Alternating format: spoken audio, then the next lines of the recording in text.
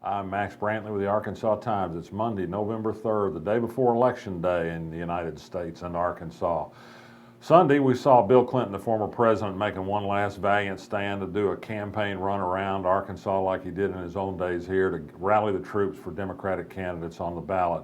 You've heard most of it before. He was encouraging voters not to be sold a bill of goods by the Republicans and not to let the negative advertising eat a worm into their brains, as I think he said at one campaign stop. Does Bill Clinton's presence help? It fires up some enthusiasm. I think he certainly had bigger crowds at his rallies yesterday around the state than we've seen at some rallies today by other candidates. Republicans are having their rallies around the state too, getting a nice turnout, but nothing compared to Bill Clinton. We've got some polls to feed on going into the final days. A round of public policy polling showed a uniform leads for Republicans across the board. Ernie Oakleaf, who's been doing polling for Democrats in Arkansas, actually showed the races for Senate and governor in a dead heat. You can pay your money and take your choice on these. The real poll tomorrow is the only one that will decide. I still think there's some hope among Democrats that a turnout of newly registered voters and voters who don't normally turn out in midterms could make a difference.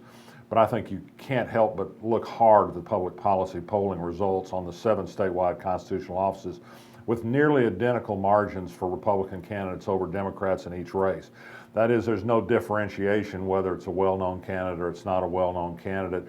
It looks to be about a 45-38 split among voters voting on party identification alone. That doesn't leave much room for Democrats to work with in trying to close the gap.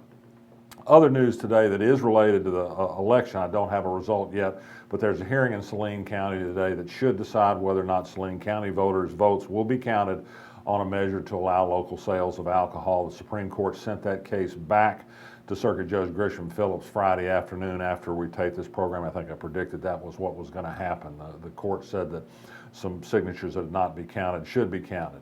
Interesting story on the blog today about some Arkansas participation in the amazing amount of money that's being spent now on super PACs in the wake of the Citizens United Supreme Court ruling.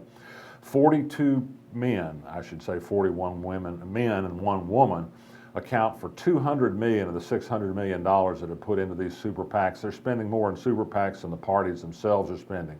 2 Arkansans on that list, Warren Stevens, the CEO of Stevens Inc., and Ronnie Cameron of Mine Air Poultry together have put $5 million into super PACs. They didn't spend it on Democrats, I can assure you. Another voter issue today is Secretary of State Mark Martin, the mystery man in the Secretary of State's office who rarely surfaces in public except when he's screwed something up. Pulaski County Election Commission says he's done it again. It says he's imposing the voter ID requirement on voters who've transferred their registration from one county to another. Chris Burks of the Pulaski County Election Commission says this is not the law. If you submitted an ID when you registered or if you voted in the last election, you should not have to submit this. So far, the Secretary of State's office won't change the rule. Burks is worried that this could disenfranchise thousands of voters. The Pulaski County Election Commission is prepared to not let this stand in the way of counting votes. 3,000 people have turned up through the state's centralized voter computer file as supposedly having to produce a voter ID when they vote, but that's not the case, he says.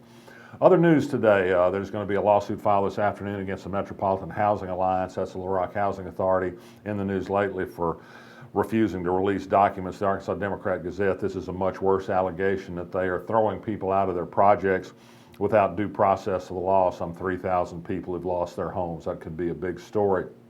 For perhaps lighter reading, I recommend you go to our blog and read David Ramsey, who just did a marvelous takedown of a columnist in the Arkansas Democrat-Gazette who compared people who wear hoodies to people flying the Confederate flag.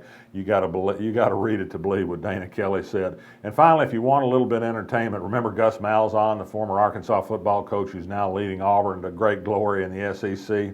We've got a video of him channeling MC Hammer, "You Can't Touch This," with a little break dancing. So if you want a relief from the election season drudgery, you got Gus Malzahn doing MC Hammer. I'm Max Brantley. We'll be back Election Day tomorrow.